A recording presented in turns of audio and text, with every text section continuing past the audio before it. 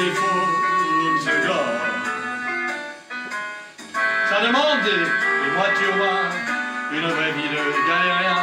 Mais quand je sors avec Hildegard, c'est toujours nous qu'on regarde. Suisse Nord.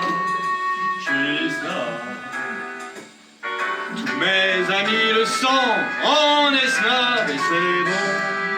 Quand j'ai commencé ma carrière, j'ai longtemps hésité entre une carrière de snob, de grand comédien ou de grand couturier. Couturier, comédien, comédien, couturier. Eh bien, figurez-vous que j'attendais un signe. La vie m'a envoyé quelques signes. Voilà, par exemple, mon premier rôle au théâtre, je l'ai eu sur un coup de fil. C'était pour jouer dans Mary Poppins. Alors, j'étais ému, hein. Parce que si vous aviez vu ma bobine, Mary Poppins, c'est quand même du grand répertoire que ce rôle est issu. Oh, avant, je me décousais au fil du temps.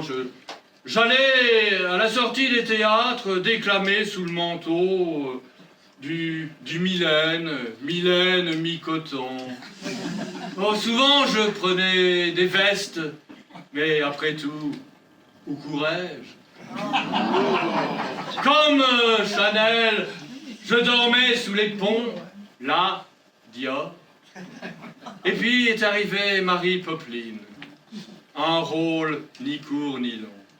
Ah, au début, c'était pour faire une doublure.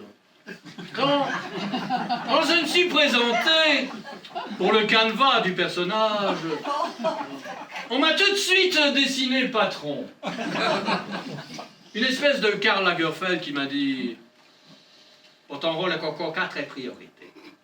D'abord, sois naturel. Ne montez jamais sur tes grands échafauds. Pas de revers. Et surtout, comme j'étais toujours à choupette, pas trop de maquillage, car en scène, le rouge satin. » Et là, j'ai repensé à une phrase de Dulin.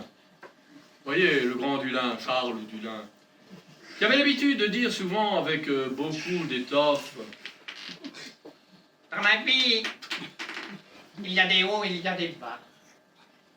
Il faut mépriser les hauts, il faut repriser les bas. Choisissez l'un l'autre pour moi, tout ça m'est bien tergal. Il s'agissait bien sûr d'une citation à titre costume.